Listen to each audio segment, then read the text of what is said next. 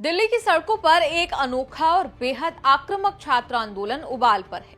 NEET परीक्षा में धांधली और पेपर लीक के खिलाफ जंतर मंतर से संसद की ओर बढ़े हजारों युवाओं के उस हुजूम का नेतृत्व कोई पारंपरिक राजनेता नहीं बल्कि डिजिटल दुनिया से निकली एक सटायर राजनीतिक लहर कर रही है, जिसका नाम है कॉकरोच जनता पार्टी।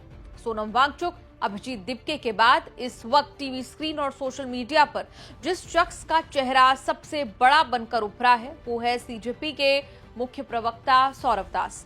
एक खोजी पत्रकार से आंदोलन के सिपह सालार बने सौरभ ने सरकार की नाक में दम कर दिया है, जिसके चलते 12 सालों में पहली बार बैकफुट पर आई सरकार को खुद युवाओं को बातचीत की मेज पर बुलाना पड़ा। सौरभ दास पेशे से एक इन्वेस्टिगेटिव जर्नलिस्ट हैं। जर्नलिज्म और मास कम्युनिकेशन में ग्रेजुएट होने के बाद 2020 से लिख रहे हैं। सत्ता की जवाबदेही, न्यायिक पारदर्शिता और जन सरोकार के मुद्दों पर अपनी बेबाक रिपोर्टिंग से अपनी पहचान बनाई। एक मिडिल क्लास फैमिली बैकग्राउंड से आने वाले सौरभ ने हमेशा अपनी धारदार कलम और कानूनी रिसर्च से बड़े बड़े मामलों का खुलासा किया है।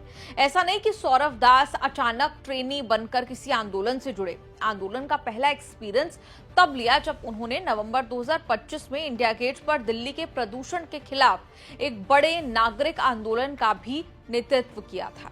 सौरभ दास और देश के पूर्व चीफ जस्टिस डीवाई चंद्रचूड़ के बीच का किस्सा किसी सस्पेंस थ्रिलर से कम नहीं है। पत्रकारिता और कानूनी गलियारों में ये बात बेहद मशहूर है कि द कैरवान मैगजीन के लिए कवर स्टोरी लिखते वक्त सौरभ दास ने पूर्व चीफ जस्टिस चंद्रचूड़ को इंटरव्यू के लिए अप्रोच किया। क्वेश्चनेयर भी भेजा गया, इंटरव्यू का समय मांगा था, लेकिन चंद्रचूड़ ने सौरभ दास को इंटरव्यू नहीं दिया। कैमरा और माइक ना मिलने के बावजूद सौरभ दास पीछे नहीं हटे। उन्होंने इंटरव्यू की जगह एक ऐसी ग्राउंड इन्वेस्टिगेशन शुरू की जिसने भारतीय न्यायपालिका की परतों को खोल कर रख दिया। इंटरव्यू रिजेक्ट होने के बाद सौरभ दास ने सुप्रीम कोर्ट और हाई कोर्ट के 40 से ज्यादा मौजूदा और रिटायर्ड जजेस, वकील और चंद्रचूड़ के पुराने करीबियों से खुफिया और ऑफ द रिकॉर्ड बातचीत की। महीनों की इस कड़ी रिसर्च के बाद सौरभ ने 16,000 शब्दों की प्रोफाइल रिपोर्ट लिखी, जिसका टाइटल था रिपोर्ट ने देश में तहलका मचा दिया।